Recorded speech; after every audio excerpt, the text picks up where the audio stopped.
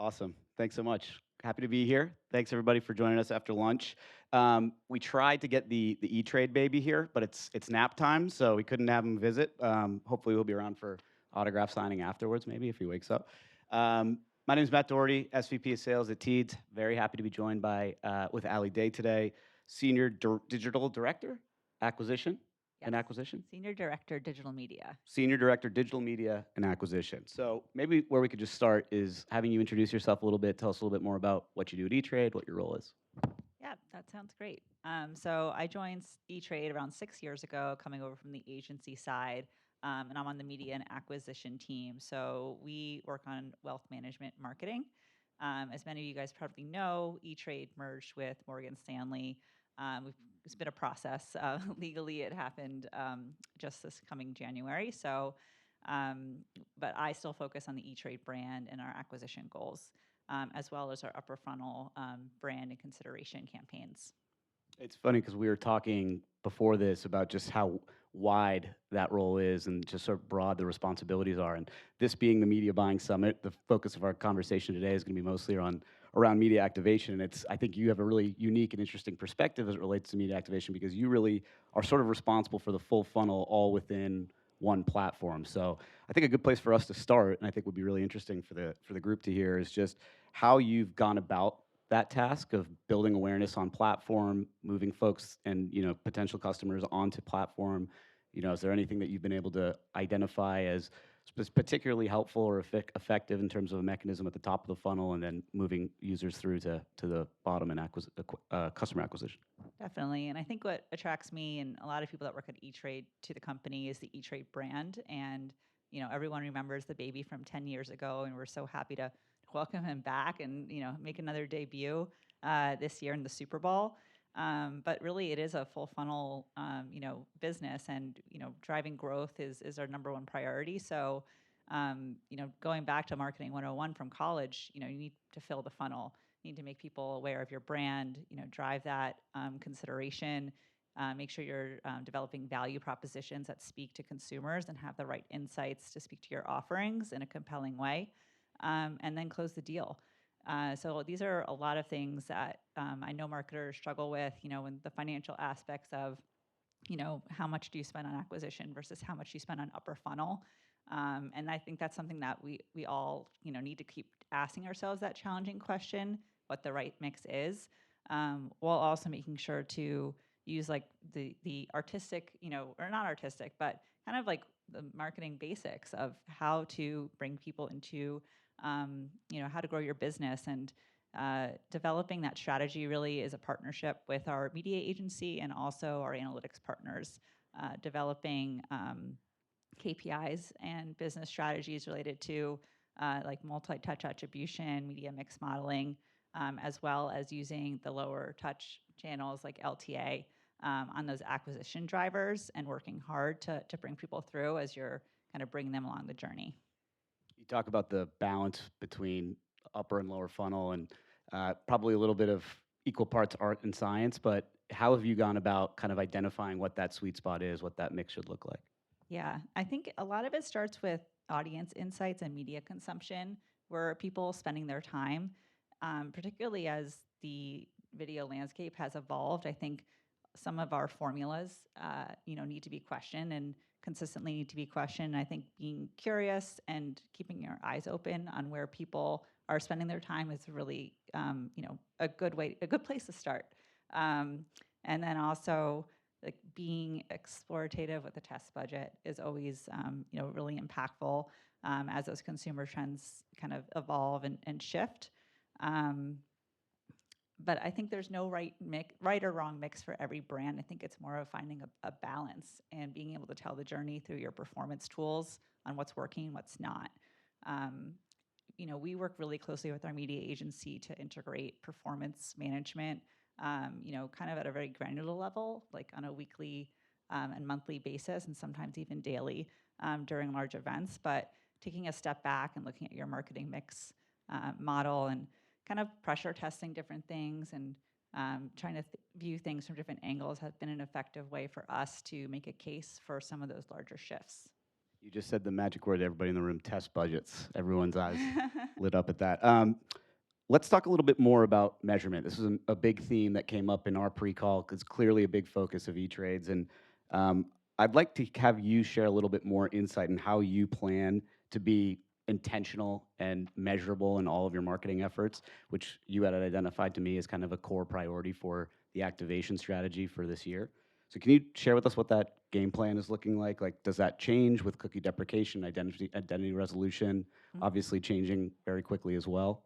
Yeah, it all starts with for us, the very clear measurement framework.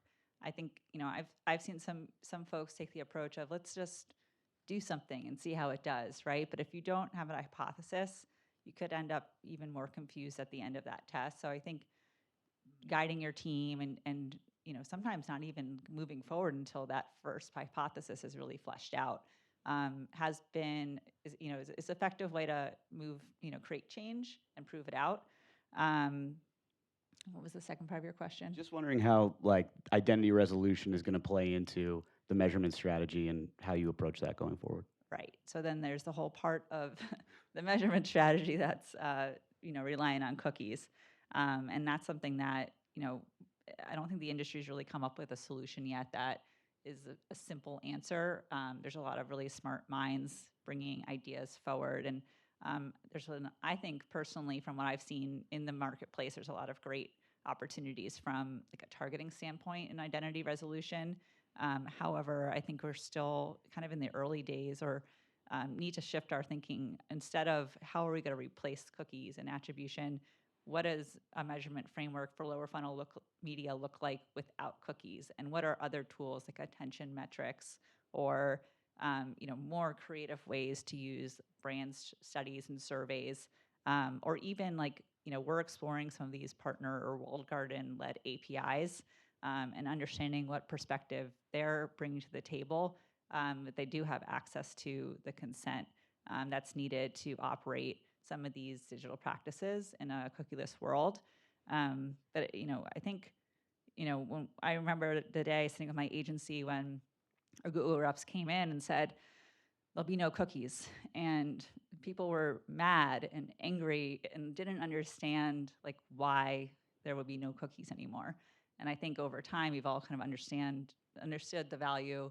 Okay, this makes my job really hard, but this is a good thing for the world. So how can we take that perspective and apply it to our creative thinking instead of trying to replace the system?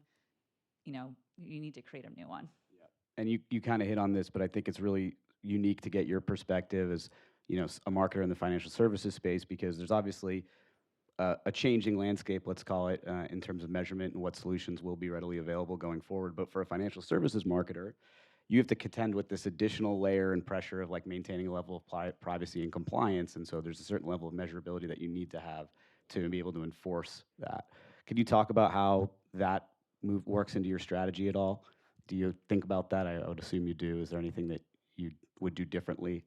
Yeah, definitely. I mean, for us and a lot of brands, like they're, our consumers are number one priority. So we would never do anything, against that relationship. Um, and I've seen people take a lot of creative approaches to developing infrastructures that it helps them use their clients' data, right? And I don't think as a financial services brand we'll ever do that. It depends, you have to be appropriate for the service that you provide. Obviously, I also have background in the pharma space, so this is not the first time I've been in a highly regulated field. Um, but it also, impacts what data we have access to, as well, because of some of our other partners in financial space. Let's say, a data partner that provides sensitive information, right? Like now that's no longer, HIPAA compliant or whatever it is. So I think, things are going away, but also things are appearing. And just remaining, my advice is not to be the angry person in the room because it'll slow you down. But just embrace the change and listen to the ideas that really smart people in this industry are bringing forward. But I'm also taking a lot of it with a grain of salt, right? Like we can't dive head first. I've been having a lot of conversations with the agency we have this like macro issue that we're trying to solve, but there's also like micro things that we need to do, particularly while we still have our current infrastructures in place to kind of push things to go head to head. And is that daunting as a sort of, conversion focused or acquisition focused marketer? Is that unknown a little bit daunting? Do you see that as an opportunity, or is it like, holy shit, what are we going to do in, a year and a half? Yeah, I think I've gotten over the holy shit moment. Okay. But I wouldn't, it does as a digital marketer, personally, not only for our brand, but for any acquisition funnel brand, like what are your signals going to be and how do you define that? And do you need to change what information you're capturing to enable that? And then like, what are the downstream implications of that from like your privacy policy? It just gets so complex so quickly. And I feel like media companies in particular have been really good at adapting. Like I've seen a lot around data clean rooms with the upfront this year. So people are making headway, and I think we can learn from them. And the processes, the kind of as advertisers have relationships with our partners, sometimes it's not only like what are you doing, what can we buy, but like what was the thinking behind the transformation, and what did you learn throughout the process that we could also learn from. Let's shift gears a little bit. We referenced this earlier, but super exciting moment for the brand with the reintroduction of the ETrade Baby in the Super Bowl spot this year. Can you talk about your plans there? Are we going to be seeing more of him? What's the kind of game plan look like, the media activation framework look like for 2022? Well, I think the baby will learn how to walk. Oh, okay. No, just kidding. Oh, I thought you were breaking something. He will remain a baby, and the babies cannot walk. Yeah. No, but we were so happy to have that brand moment this year. It was just so fun to plan that Super Bowl campaign. We had a teaser this year, which was really kind of a teaser in the true sense of a teaser. And where's the baby? When will he come back? And then a lot of social activations to bring it to life. Particularly on emerging social platforms like TikTok that still kind of feel new to ETrade, but are really areas that we want to focus on and grow. And I think bringing such a fun concept to life in these emerging platforms is a unique opportunity and very timely. So we're excited to have them in our arsenal creatively. I think there's so much we could do with him and relating him to our brand and product and communicating the value of ETrade in a really fun and exciting way. And despite starting the year with a really exciting bang, I would imagine with the Super Bowl spot, I feel like it's not a reach to say 2022 has been probably a tough year as a marketer, right? There's a lot going on right now. We've got a lot of political issues that are affecting a lot of us, and certainly affecting marketing strategy. I would assume media costs continue to rise. I think there's just general maybe like instability and uncertainty in the marketplace, and as we've kind of touched on with cookies, but in a couple of other areas as well. So there's just a lot of hurdles that you have to clear as a brand right now. Has that shaped your approach? Has that affected how you've gone to market this year? Yeah, I think it keeps us on our toes. There's been a lot of rapid changes very quickly, in the news cycle in the past 2 years. And I think, when these things are happening, sometimes you have to take off your consumer hat and put on your marketing hat a little faster than everyone expects. So, particularly in the social space, which is, I work very closely in that channel. You have to, speak to people in an appropriate way. But also sometimes there's really interesting opportunities that, arise. A great example last year was just, the rise of Reddit and, Wall Street bets and all those conversations that kind of blew up, and, just reacting to that as a brand and figuring out like what's our position, how does it affect how we speak to people, how does this affect what platforms we advertise on, and what we say and when. It creates a dynamic piece to your job that's kind of fun, to be honest, but also challenging. I think we all kind of asked ourselves, like, what's the right thing to do in this situation, and what's the right thing to do for your brand and be really consistent with your values. Are there any like specific pivots that come to mind right away that you had to do coming into 2022 with sort of as a reaction to all that's been going on? Yeah, I think, taking a look, and we do this with every time, something happens, like taking a look at what you're running and just really giving it that eye and saying, can we continue, or could this be taken out of context in an inappropriate way? So um, it's just a reality.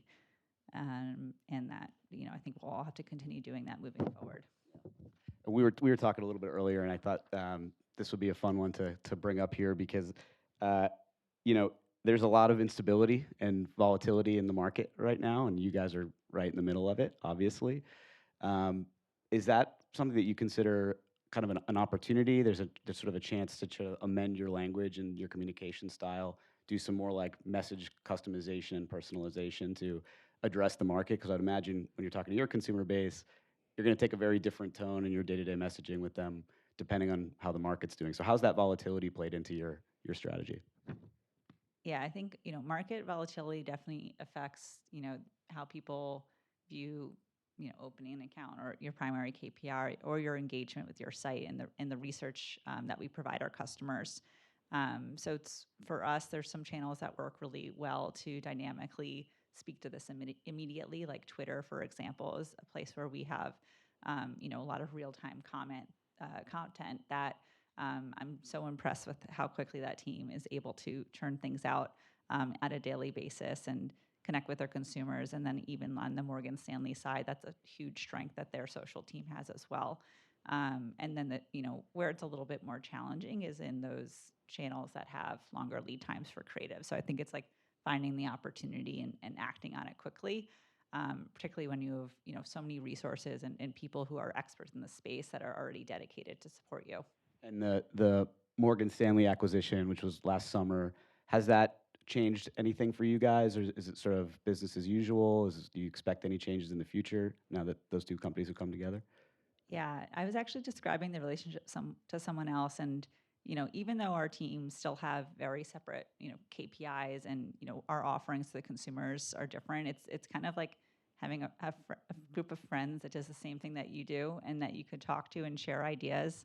So it's an incredible partnership to have, and a really strong team. And then also, I think in the future there'll be opportunities to come together and kind of bring the vision of Morgan Stanley and ETrade to life, the value to the consumers, cross-sell opportunities, just the power of both of our brands together. And I think the cross-sell opportunities are interesting. And again, you're in a sort of unique position to speak on this. Any effective vehicles that you've seen or have experience with in being able to kind of cross-sell existing customers? Or is this something that you're starting to learn now? Yeah, I mean, our team is primarily focused on, new prospect acquisition. But I think there's a lot of learnings being driven internally on, what works and what doesn't, and starting to bring that journey together. So it's definitely an exciting time to bring that to life. And, you know, maybe one day it'll come through to my media campaigns. Let's hope so. Let's talk a little bit about your just general approach to media buying, as this is the media buying summit. How do you guys, how does ETrade go about channel allocation? Is there certain are there certain tools or trends that you look at to kind of inform how you allocate spend? Are there specific formats that have popped and been particularly helpful or successful for you? Can you share a little bit more there? Yeah, I think for us, the media buying process happens on a yearly and quarterly basis.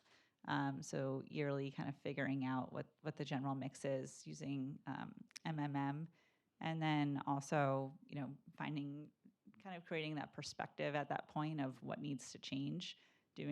Spending time doing deep dive into your media consumption patterns, audience work, kind of making sure that you're taking time to not just rinse and repeat, but push yourself. And I mentioned it before, but just always kind of trying to see things from another lens, or if there's a larger opportunity there that you haven't really thought about.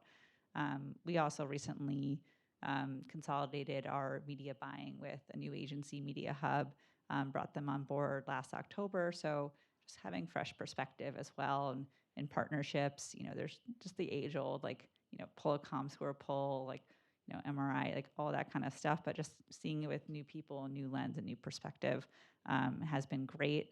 And there's been some incredible ideas that have come up from that we're excited to start activating on this year.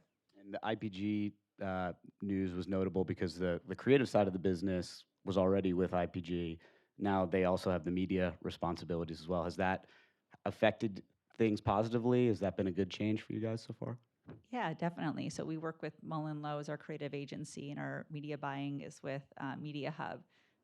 So having them combined, and we've been working with Mullen Lowe for years and have a really strong partnership. So having that combined, at the highest level has unlocked opportunities from a creative standpoint. There's just a lot more synergy between those brands from the upper to lower levels, and I'm excited because I think when there's always going to be an overlap between creative and media, and kind of having that partnership in place and that trust, I do think leads to stronger ideas.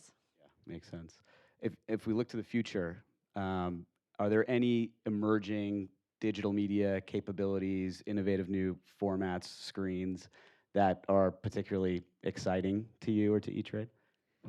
Um, for me personally, I'm excited that QR codes are having a moment, a major moment. I'm starting to see them in every single format, everywhere, from streaming to out of home to. They haven't made their way to social yet, I guess, because the people don't can't take a picture if you're looking on your phone. Unless you two phone it. Yeah, too fun. Yeah, but I think that's definitely interesting. I'm curious to learn from anyone who's explored that to see if it's worked the way they have. I think I just read an article the other day. I forget from what brand, but they were having some struggle. So just kind of curious, like, does that help you really connect? So if anyone knows the answer, please find me afterwards. And then in terms of like emerging formats, one of the things that we had, initially talked about was like, what's still emerging, but what's emerging and has come to light, right? And I think TikTok is one of those like success stories. Sometimes it's challenging when brands are still emerging and it's exciting, but it doesn't bring the full value yet because they don't have that scale and reach. So that's a great opportunity to test and learn and grow.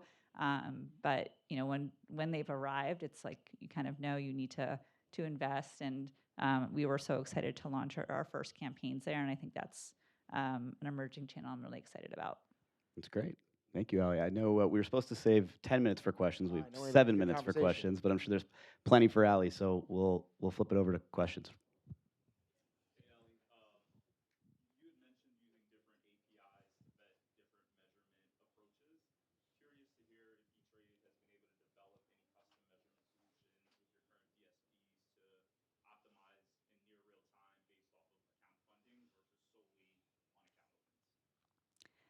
Yeah, I mean that's a great question because I think those Not were a the typical post-lunch question. That's a great. It's a phenomenal. You have question. lunch. Yeah. It totally is. I mean, you did not eat lunch. You were definitely focused for this one. That's a great question. He was the first one in the room.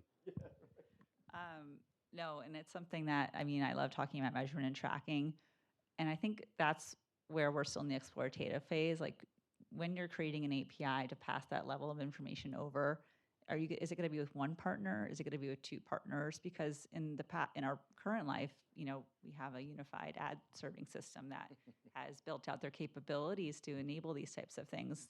And that's still kind of new, especially at something talking about like funding or funding level, and then the added complexity as a financial brand. Can I give someone, should I be giving out my funding level? So we create like scaled applications of that to enable it in a more privacy safe way, or just a way that feels more respectful. So I think to answer your question, we haven't done so yet, but that's one of the areas of exploration that I'm definitely prioritizing for cookieless future conversations. Any other questions? I have a follow-up to that. Oh, sorry. You're just scratching your nose. I'm so sorry. And now everybody knows. I'm sorry. This is awkward. I'm so bad. Building off of that, so are you guys are you doing anything around like clean rooms or custom algorithms or anything? Like, is that, it's kind of where you're hinting towards, but yeah. Have you guys jumped into that yet? I call it collection gather. We're in collection gathering mode, just educating. Like I think the offerings are still evolving, and we're all still just educating ourselves on what they are, and starting to brainstorm like how we can apply this to our business use cases. Yep. All right, great. Can I follow up Yeah, to your please. follow-up? Yeah, Just please. because I think, which something we've had talked about historically too, which is sort of, I would be interested to get your perspective on, is just with identity measurement being such an unknown, and seemingly the solutions that at least have come to prominence to this point are kind of channel specific, which is going to lead to further fragmentation from a marketer's point of view.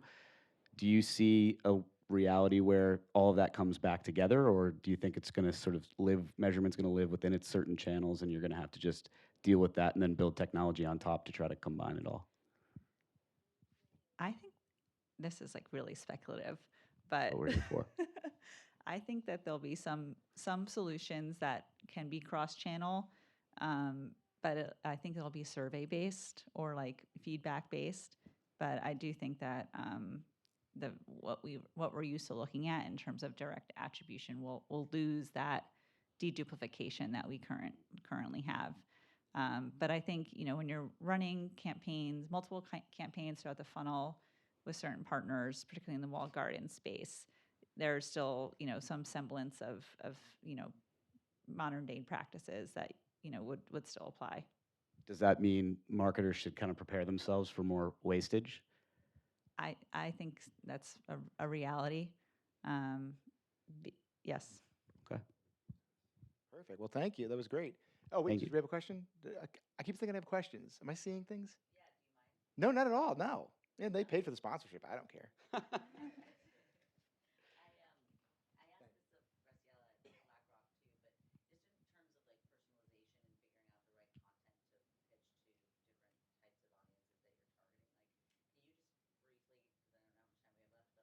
Three 24.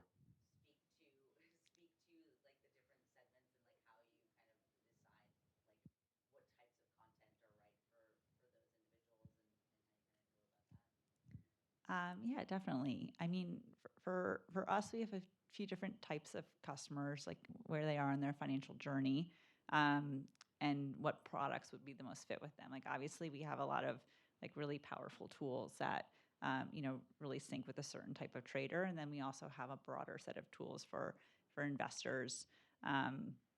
Or people who are just getting started, and we have robo advisors to manage portfolios. So finding for us the insights are really about where they are in their financial journey and how to best match them with that product. And then also there's the emotional part of it too. Where how to connect with them and have that value. It's a little bit of a balance between the product and how you're speaking to them, and that's where the branding really plays a great role in trying to bridge that gap, and I think is a huge opportunity for us. Awesome. All right. On that note, thank you guys. Thank you. Thanks, Allie.